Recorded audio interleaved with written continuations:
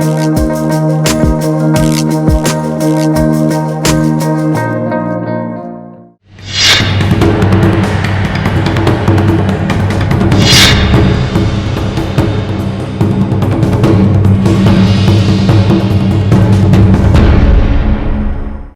मु सुप्रिया मध्यप्राच्य लगी रही युद्ध ए भितर 24 दिन में पहुंची एवं युद्ध दिन को दिन निजर काया विस्तार करुछि। इजराएल ईरान अमेरिका तीन पक्षों भितर ए आक्रमण प्रति आक्रमण जारी रही बेले विश्व वर्तमान अस्थिरता आड़ को मुहेछि। कुहा जाउछि युद्ध वर्तमान परमाणु आड़ को मुहई पारे बोलिकी एक आशंका प्रकाश पाई, कारण जो भली भाव 48 घंटार महल दियाजिबा एवं समस्ते निज निज जिद रे अटल रहिबा एवं आलोचना पाई कोनोसी परिवेश सृष्टि नहेबा अनेक गुड़िए प्रश्न एवं आशंका समस्तों तैयारी करिछि। ए संपर्क में आम अधिक आलोचना करबा। आम सहित बहिर्व्यापार विशेषज्ञ डॉक्टर विनोद मिश्र रहिछन्ति। विनोद सर, स्वागत करुछि आलोचना को। जो परिस्थिति रे वर्तमान 23 दिन बीतिलाणी, केही भाबी नथिले जे ईरान 23 दिन धरी एभली युद्ध को सामना करिबो, कारण अति अल्परे से हुए तो तार प्रति आक्रमण करबा बंद कर दे पारिबो बोली गोटे संभावना प्रारंभिक भाव में करा जाउतला, किंतु परिस्थिति भिन्न प्रकार देखा गला। वर्तमान स्थिति को आपण केमती देखुचंती? देखो आपण जो कहले जे एते दिन चलुची एटा अननोन थिला बा आशातीत थिला ना, एटा शुद्ध डोनाल्ड ट्रम्प कर मिसकैलकुलेशन थिला। वर्ल्ड रे every other person knew Iran रो केते कैपेबिलिटी एवं ईरान को मु आगुरु भी कहिछि एई भली एयर स्ट्राइक करी ईरान को डिस्ट्रॉय कर दिया जाय पारे, किंतु ईरान ऊपर विक्ट्री हासिल करा जाय पारिबनी। ईरान ऊपर विक्ट्री हासिल करिया पे हेले डोनाल्ड ट्रम्प को ग्राउंड ट्रूप नहीं ईरान ने पसिया पे पड़िबो। ता माने नुहे जे तापर भी विक्ट्री डोनाल्ड ट्रम्प का हाथ लागिबो, किंतु जो ऑब्जेक्टिव रखिछन मुख्य ऑब्जेक्टिव रखी एई अटैक करा जायतला सेटा होची तीनटा। गोटे होची ईरान रो regime change, Islamic regime change. Second होची ईरान रो न्यूक्लियर वेपन्स कैपेबिलिटी के संपूर्ण भाव ध्वंस करवा एवं ईरान रो मिसाइल कैपेबिलिटी की संपूर्ण भाव ध्वंस करवा। ए तीनटार कोनोसी भी ऑब्जेक्टिव फुलफिल हलानी।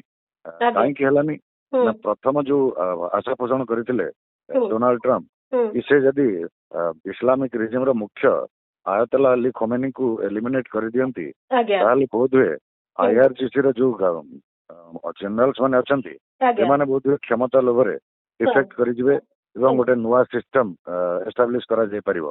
अथवा ईरान रो लोक माने जो माने प्रोटेस्ट करिथांती मझिरे मझिरे एवं ए डिसेंबर मासरे बड़ धरणर प्रोटेस्ट हेतिला बोली न्यूज सामना को आसुतिला, से माने राजरास्ता को ओल्लै क्षमता को निज हाथ को नेबे एवं ईरान ने प्रकृत पक्षे डेमोक्रेसी एस्टाब्लिश हबो। दुईटा जाक जेहेतु विफल हला तेणु तांगर प्रथम ऑब्जेक्टिव रिजिम चेंज ऑब्जेक्टिव विफल होइछि। सेकंड रहला nuclear weapons capability Iran day one नु कहि चलिछि जे ईरान रो nuclear programme is peaceful nuclear programme. एपर्यंत भी ईरान अमेरिका जदियो दाबी करूछि कि ईरान रो समस्त न्यूक्लियर वेपन्स प्रोग्राम को नष्ट कर दिया जाए, ये दाबी तो जून मासर भी करा जाउछि। किंतु गत काली नातांज ऊपर अमेरिका एवं इजराइल अटैक करिसंती। दिस गोज टू प्रूव कि एपर्यंत भी ईरान न्यूक्लियर प्रोग्राम चालू रही। थर्ड, गत काली 2 दिन तले ईरान जो मिसाइल उत्क्षेपण करिछि इंडियन ओशन ने डिएगो गार्सिया को, सेटा कंक्लूसिवली प्रूव करूछि कि Iran missile capacity is robust and बहुत अधिक जोटा कि चिंता भी करि पारि नथिले western countries particularly Donald Trump United States समग्र यूरोप को मध्य को पाड़ी पारे। एंड सेकेंडली जो जब डोनाल्ड ट्रम्प जो कहउतले जे हम ईरान रो एयर डिफेंस को संपूर्ण नष्ट करिछु, ईरान रो नावी की संपूर्ण नष्ट करिछु, से दीटा भी अनसब्सटेंशिएटेड क्लेम। काहे ना एबे भी हॉर्मुज को इफेक्टिवली क्लोज कर परुछि ईरान, दैट मींस ईरान रो सेतिकी नेवल पावर तो रहिछि। सेकेंडली काली एवं पर दिन 2 दिन कंटिन्यूअसली गोटे दिन F-36 की इमरजेंसी लैंडिंग करेवा एवं काली गोटे F-15 की मारी खसई दवा थ्रू एयर डिफेंस। एटा प्रूव करूछि कि ईरान रो एयर डिफेंस भी एबे काम करूछि। तेणु आपनक हिसाब रे 23 दिन रो युद्ध परे भी यदि ईरान में एई कैपेसिटीज रहिछि ତାହେଲେ ୟୁ କ୍ୟାନ୍ ଇମାଜିନ୍ ଇରାନର ପୋଟେନ୍ସିଆଲ କେତେ। ତାର ସେମାନେ କୋଉ ବି ଦିନ ଏଇଭଳିଆ ସିଚୁଏସନ କୁ ସାମ୍ନା କରିବେ ବୋଲି ତାଙ୍କର ବର୍ଷ ବର୍ଷ ପ୍ରସ୍ତୁତି ରହିଛି।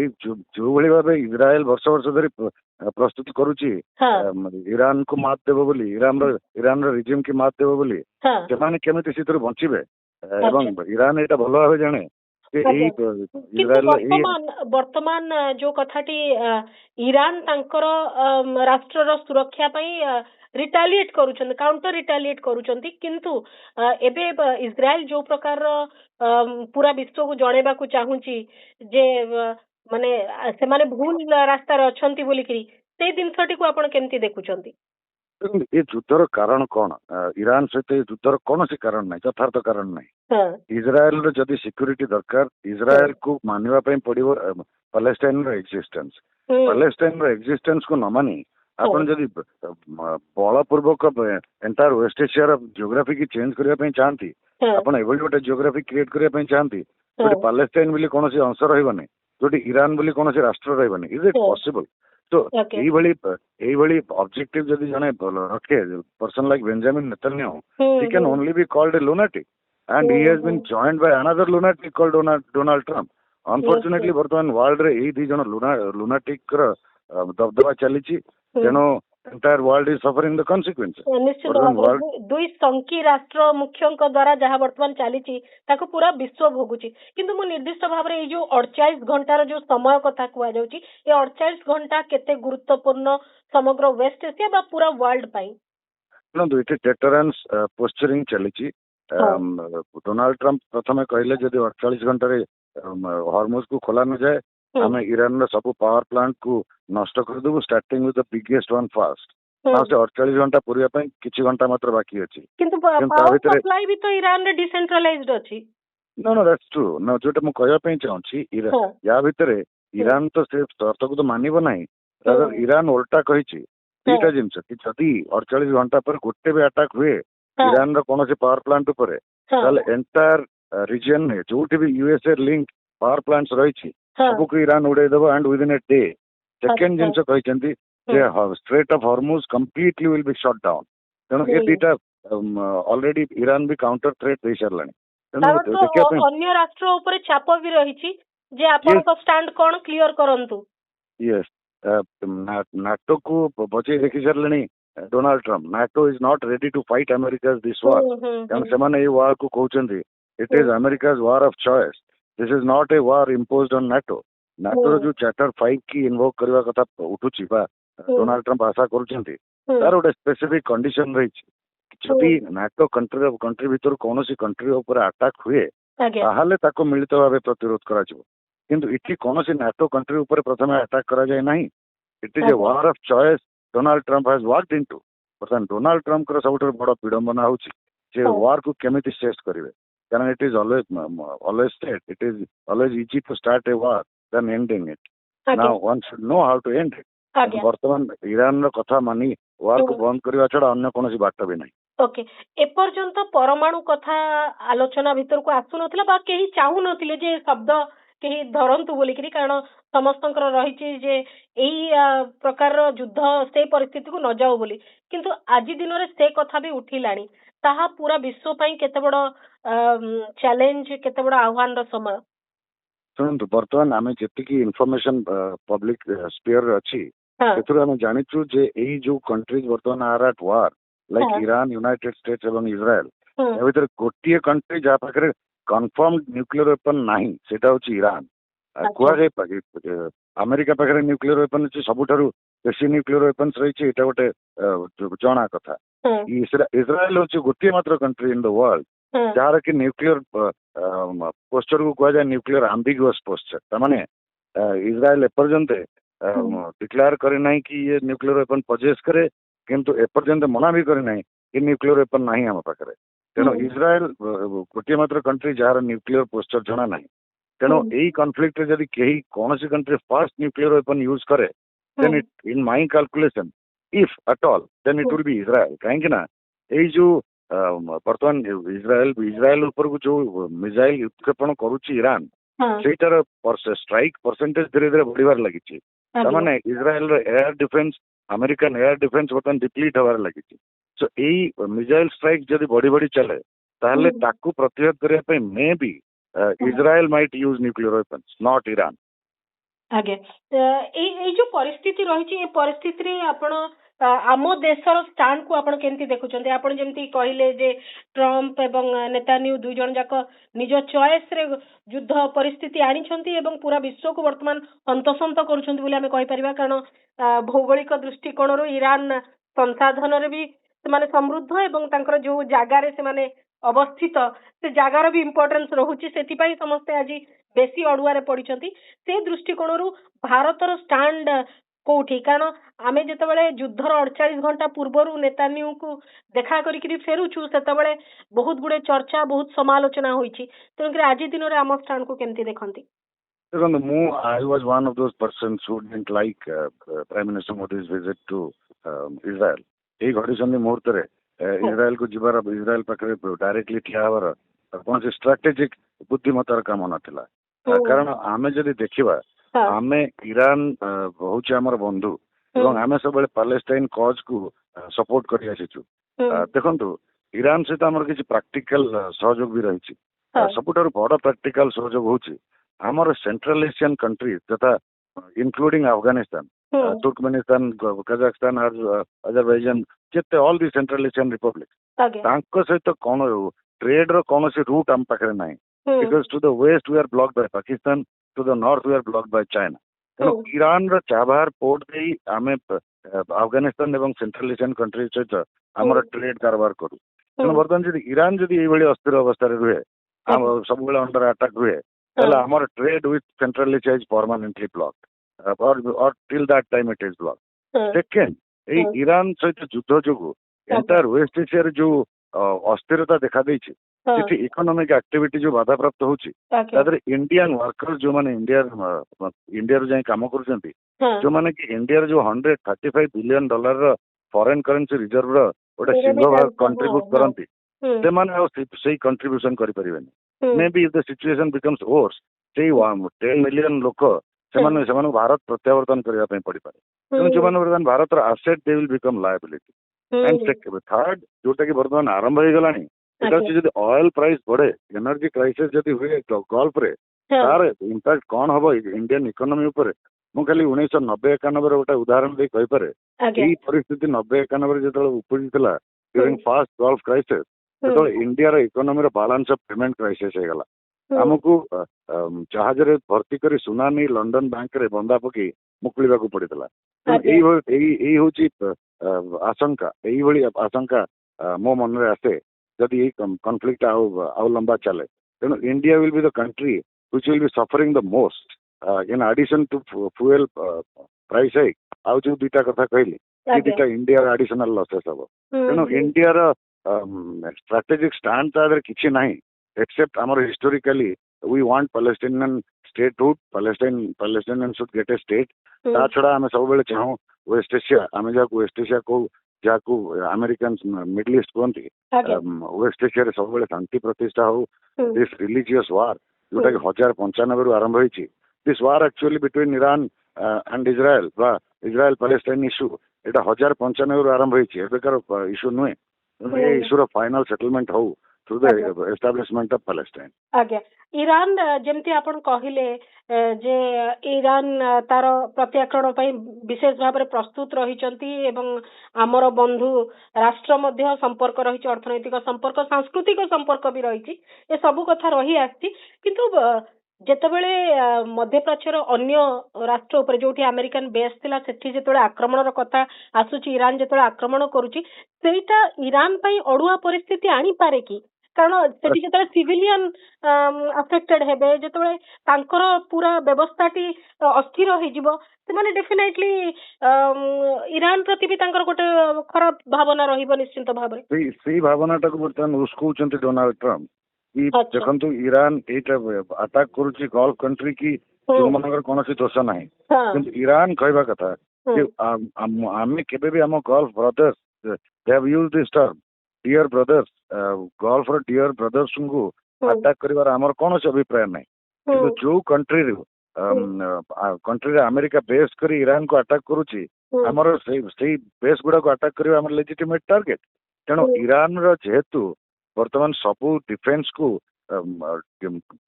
काइंड ऑफ डिग्रेड कर दिया जाइए एलिमिनेट कर दिया जाइए ईरान पाखे बर्तमान गोटे मात्र अस्त्र सेटा होची attack is the best defence तेणु अटैक करी युद्धर कस्ट को से बढ़ाई देवा चाहूँगी यही दुईटा तो पॉसिबिलिटी जनागला third possibility is also there कि गल्फ कंट्री से माने जानी रियलाइज करेंगे कि जहाँ भी हेले अमेरिका हूँ दूर देश ईरान हूँ पाख देश ईरान को they can not wish away Iran को मैप रु तो पूछी दि जाई परिबनी तेणु ईरान रहिबो से रीजन रे America will not be there तेणु से ये डिसीजन भी तो नहीं पारती काली जदि इस्लामिक सिविलाइजेशनल कौन कंसेंसस हुए कि आमे we will start with Iran stand with Iran ताले माने जदि गल्फ कंट्री जदि कहबे अमेरिका को to get lost because America रो प्रेजेंस पई गल्फ कंट्री रो लॉसेस होउची तेणु अमेरिका बेस जदि सिठू हटि जाए ताले ईरान रो कोनोसी कारण भी रहबनी से कंट्री गुडा को ऊपर अटैक करिवार तो ये पॉसिबिलिटी भी रहउची तेणु Donald Trump has made a huge mistake in calculating the strategic environment and Trump Venezuela भाभी देथिले बोधे ईरान को से भलिया परिस्थिति हेची किंतु आमे केमती प्रस्तुत हवा दरकार कारण जते भारत महासागर जाए कथा पहुंचलानी अवश्य ता पूर्व भारत महाराज महासागर रे आमर जो अतिथि हेकरी आसीथिले से जहाज ऊपर आक्रमण एवं सेठी मृताहतर कथा आसिला से को नेकरी बहुत समालोचना विश्व भी हेची आमे आमर स्टैंड क्लियर करि पारलुनी सेठी मध्ये गोटे समालोचना रहिची किंतु आजि दिन रे आमर प्रस्तुति से दृष्टि किछि रहिबा उचित कि ना आमर प्रस्तुति शुद्ध एकमात्र that we have to ensure our energy security वर्तमान जेहेतु गल्फ रु एनर्जी आसी पारु नाही आमे बेसी किछि करि परिबुनी सेंट्रल एशिया ट्रेड बाधा प्राप्त कौन हम रेमिटेंसेस कथा that time will say at least आमर एनर्जी सिक्योरिटी टा we need to maintain thankfully हमको एपर्यंत ब्लॉकेज रो सामना करिया पई पड़ी नाही किंतु जदि प्रोडक्शन बंद हो जाए ब्लॉकेज तो आमे भी माने तार इफेक्ट आमे भी भोगिबो इंटरनेशनल लॉ को मानिबा पई प्रस्तुत नुहंती जेतळे पब्लिक निर्भर करूथबा संसाधन उपरे युद्ध समय भी आक्रमण हेई परिबो नाही बोली कि जो कथाटी अछि तार गुरुत्व कहा पाखरे भी नाही वर्तमान एंटायर वार इज इलीगल ए जो वार टा करा जाई छि बाय डोनाल्ड ट्रम्प ए war from day 1 is illegal कोन ए युद्धर ऑब्जेक्टिव कोनोसी देशर राष्ट्र मुख्य कोनोसी इंटरनेशनल लॉ रे कोनोसी लॉ अछि कि अन्य कोनोसी देशर राष्ट्र मुख्य को एमती असैसिनेट करिवार निदर्शन रही कि अन्य देशर मिलिटरी प्रोग्राम को विदाउट बीइंग प्रोवोक्ड एमती नष्ट करिवार निदर्शन रही कि तेणु ए war is illegal from day 1 तेणु एठी वर्तमान जदि मोरालिटी बार इंटरनेशनल लॉ रो द्वाही दिया जाए that too by the United States of America and Israel that is only laughable because सेही माने होचन कंट्रीज दोज आर वायोलेटेड जो माने बेसी वायोलेशन करूछंती ओके मु आउ टिके अल्प रे आपनकठू समय आउ टिके नेबा को चाहिबी भारत गोष्ठी निरपेक्ष स्टैंड हमर रहिथिला किंतु आजि दिन रे हमें गोष्ठी निरपेक्ष देखा जाउ नाहु एहा हमकु आगामी समय पई गोटे बड़ आह्वान रहिबो कि से दृष्टिकोण रु मु आजिर स्थिति को देखुची एवं आगामी समय दृष्टिकोण रु भी आपनकठू पचरिया को चाहू यू आर एब्सोल्युटली करेक्ट कारण आमे जदियो कहूछु आमे नॉन अलाइनमेंट 2.0 किंतु हमर एक्शन से देखा जाउची we are leaning towards United States of America तेनो एई पोजीशन ता is not very palatable position काहे ना देखंतु हमर ऑल वेदर फ्रेंड थिला रशिया आगर सोवियत यूनियन एवं तापर रशिया जेहेतु आमे हमर अमेरिका प्रीति बढ़ीची बर्तमान Russia has started doubting us Russia वर्तमान आम सहित relationship is transactional nothing special with Russia ना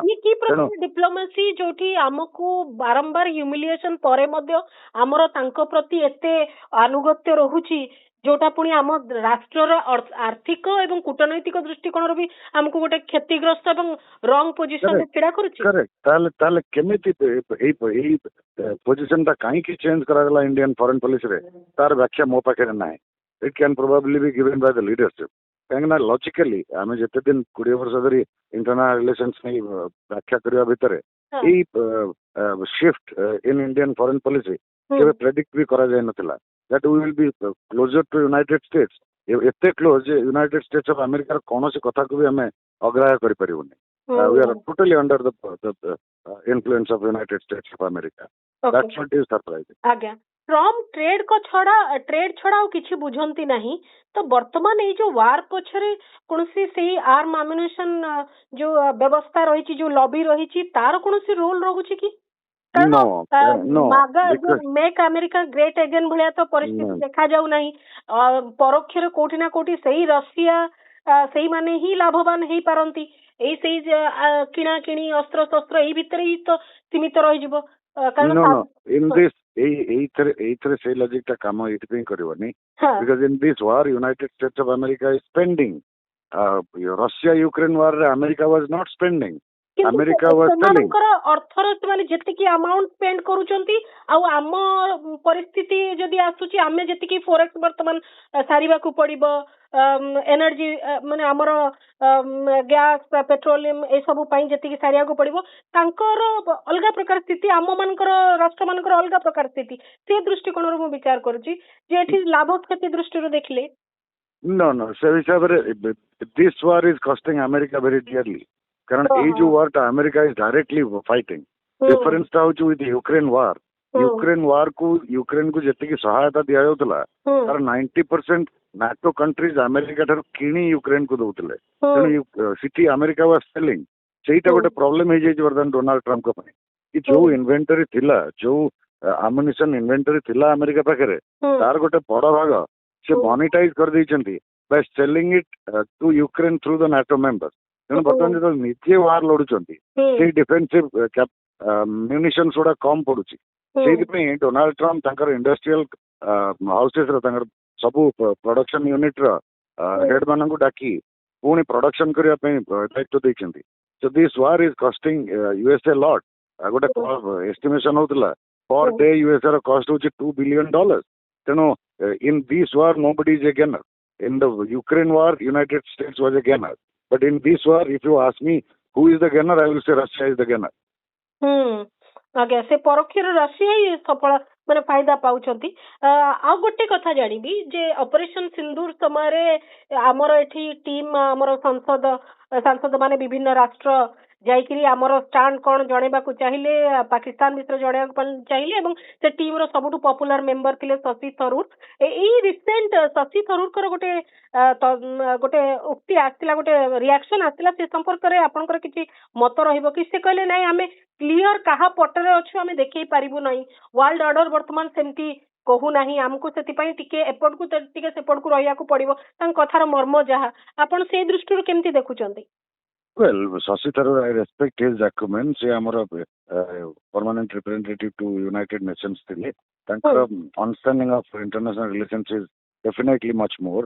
किंतु वर्तमान इंडिया जो पॉलिसी स्टैंड एटार डायरेक्शन एक्चुअली कहार की जଣା नाही सेति शशि थरूर एभली being very clear in his own mind जे पब्लिकली वर्तमान कहया पे भी चाहनांती जे इंडिया फॉरेन पॉलिसी कोन because he himself is not aware वर्तमान सिचुएशन कौन बिकॉज रैशनैलिटी डिमांड करे that we should be with the Iranians and we should be espousing the Palestinian cause and ए कॉन्फ्लिक्ट रे हमें we should have voiced our opinion against the war तो हमें किछि भी करूनो तेणु वर्तमान Donald Trump sorry Shashi Tharoor given his relationship with the government may be giving it non-aligned answer. That's what I can say. Okay. वो लास्ट कमेंट चाहिए ए युद्ध एबे सरीबो नहीं कारण जो परिस्थिति वर्तमान देखा जाउची आपनकर आकलन कोन कहूची एवं ईरान रो चेतावनी परे जेहेतु ब्रिटेन तार परमाणु बुड़ा जहाज अरब सागर मुतयन कलानी तो समस्तंकर प्रस्तुति अलगा प्रकार स्तर को गलानी से दृष्टि कोन आकलन कोन आशंका देखुछंती एवं एई 48 घंटा परे विश्वर चित्र किछि बदली जाई पारे कि आमे कोन तृतीय विश्व युद्ध आडू को मुह होचे कि सुनंतु मो हिसाब तो हमें ऑलरेडी तृतीय विश्व युद्ध भितर अच्छे कहना देखंतु पांचटा legally declared nuclear weapons country को भितर चारिटा declared nuclear weapons country are already at war जो माने officially non nuclear weapon country 8टा न्यूक्लियर वेपन कंट्री भितर 6टा nuclear conflict nuclear countries are at direct conflict. That includes India and Pakistan. And in terms of impact of the current conflict, entire world is involved. in terms of casualties, you can see daily casualties of the war.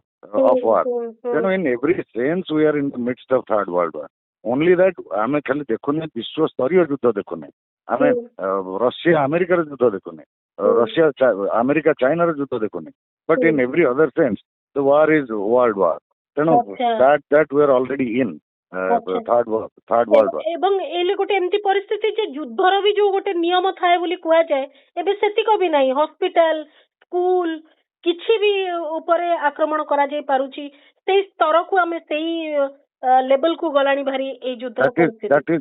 That is another explanation, that is another reason to think ଆମେ ଏଇଠୁ କହିପାରିବା it is a world war. Nobody obeys laws, no rule operates in the global system now.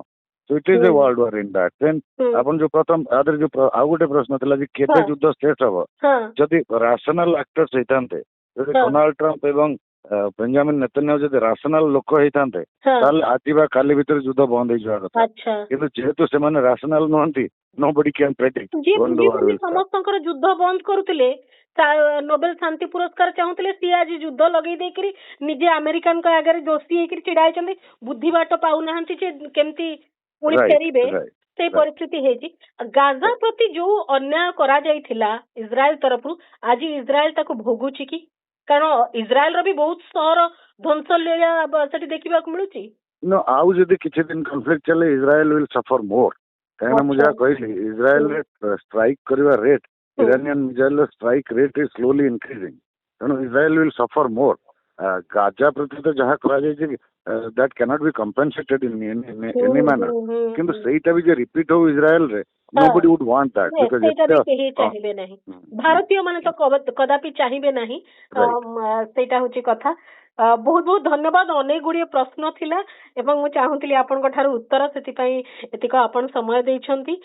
ପୁଣି ସୁଯୋଗ ଯଦି ଦେବେ, ପୁଣି କେତେବେଳେ ଯୁଦ୍ଧ ସମ୍ପର୍କିତ ଆମେ ନିଶ୍ଚୟ କଥା ହବା। ଆଜି ପାଇଁ ବହୁତ ବହୁତ ଧନ୍ୟବାଦ। ଆମେ ମଧ୍ୟପ୍ରାଚ୍ୟରେ ଯୋଉ ମହାଯୁଦ୍ଧ ଚାଲିଛି ସେ ସମ୍ପର୍କରେ ଆଲୋଚନା କରୁଥିଲେ। ସ୍ୱତନ୍ତ୍ର ଆଲୋଚନାକୁ ଏଇଠି ରଖୁଛି। ନମସ୍କାର।